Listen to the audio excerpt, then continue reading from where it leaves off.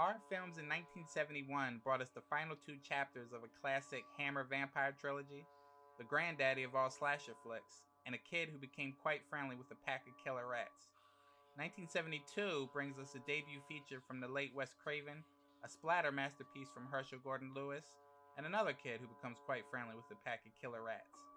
As we truck along with our year-by-year breakdown, we present to you the 10 best horror films of 1972.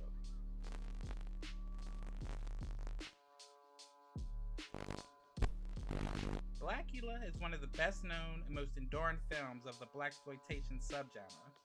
Although the title may seem overly simplistic and obvious, much like the following year's Blackenstein, Blacula itself is no joke, and is in fact a legitimate and even dignified horror film with terrifying scenes and enduring moral questions. This is a strong, smart, elegant, and respectable black man forced to become something he never intended to be due to society and the acts of one rich and evil white guy. Exceptionally white, being a vampire and all.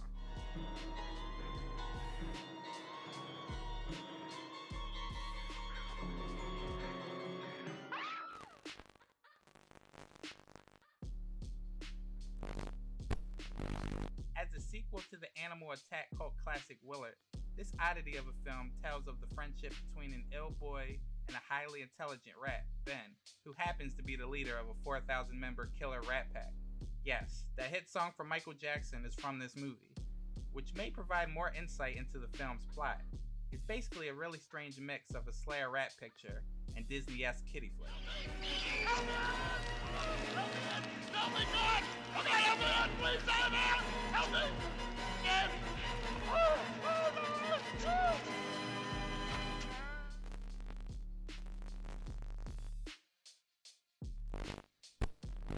Despite its Italian origins and its nonsensical wordy title, All the Colors of the Dark isn't a giallo. Instead, it's the distant cousin of the giallo. A let's watch a pretty lady go nuts flick. A type of movie for which the Italians regretfully never invented a word to more concisely describe. In this case, it's our protagonist losing her mind as she comes into contact with a satanic cult. An obvious riff on Roman Polanski's Rosemary's Baby. The biggest difference here, however, is that the filmmakers dispense with the subtle, creeping terror of Rosemary, instead constructed a movie almost entirely comprised of the fever-dreamy stuff Polanski carefully parceled out throughout his film. Still great, though.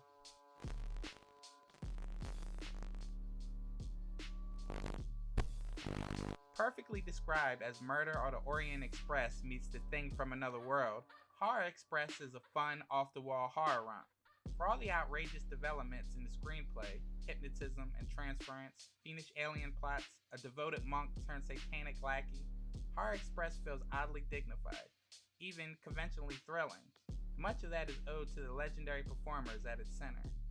On this speeding train to hell, it helps to have steady conductors at the helm.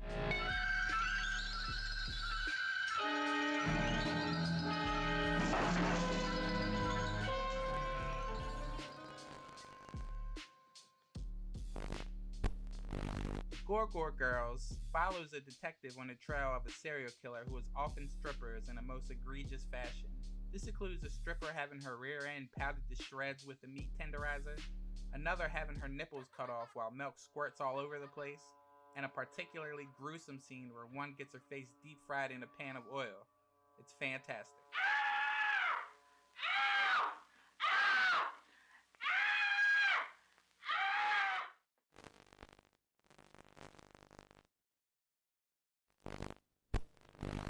If you're new to the work of Lucio Fulci, Don't Torture a Duckling is a perfect showcase for the director's energetic style. In the film, a reporter and a promiscuous young woman try to solve a series of child killings in a remote southern Italian town rife with superstition and a distrust of outsiders. Quentin Tarantino has often cited Fulci as an influence, and that's not bullcrap name dropping. Watch the scene in which angry villagers corner the town witch, brutalizing her, while a nearby radio blares some jaunty 70s rock tune, and try not to think of the ear-slicing set piece Quentin would stage 2 decades later in Reservoir Dogs.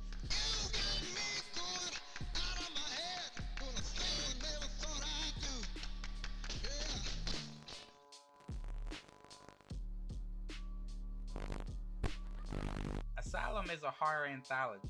The tales in question contain loosely such horror staples as animation, reanimation, and killer puppets, though each tale has a uniqueness to them. You may have seen killer puppet films, but probably not like Asylum's.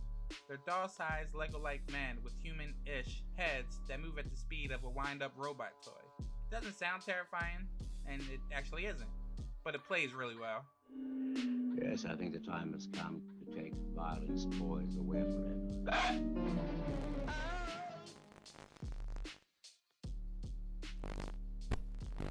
A series of gruesome accidents plague a small American farming community in the summer of 1935, encircling two identical twin brothers and their family. The other is a dark, eerie, minor masterpiece that is filled with lasting images. A finger wrapped up in a handkerchief, a boy leaping into a pile of hay with a pitchfork in it, the corpse of a baby drowned in a wine barrel, so on and so forth.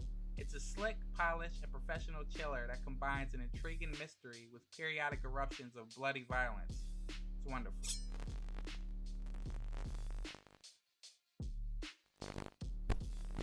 The first segment of this OG anthology will be familiar to fans of the Tales from the Crypt television series, as it was later remade in the show's second episode. A woman kills her husband on Christmas Eve, only to be stalked by a murderer dressed as Santa.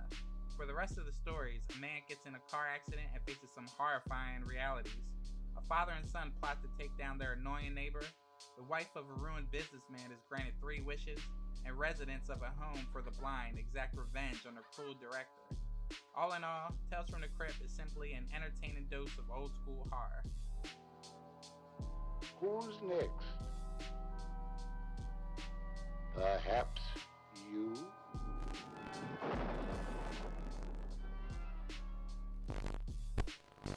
Based loosely on Ingmar Bergman's The Virgin Spring, Wes Craven's The Last House on the Left is an exploitation film that is notorious for its unrestrained violence and sexual humiliation that run rampant throughout. Here, Craven made an exceptionally brutal film which doesn't glamorize violence. Rather, it seeks to show you the true nature of it as horrific and revolting. An ugly, disturbing, passionately conceived cult favorite, The Last House on the Left is much more complex, albeit crudely made, than his controversial reputation would suggest. And all these years later, it's still quite powerful, unsettling, and raw.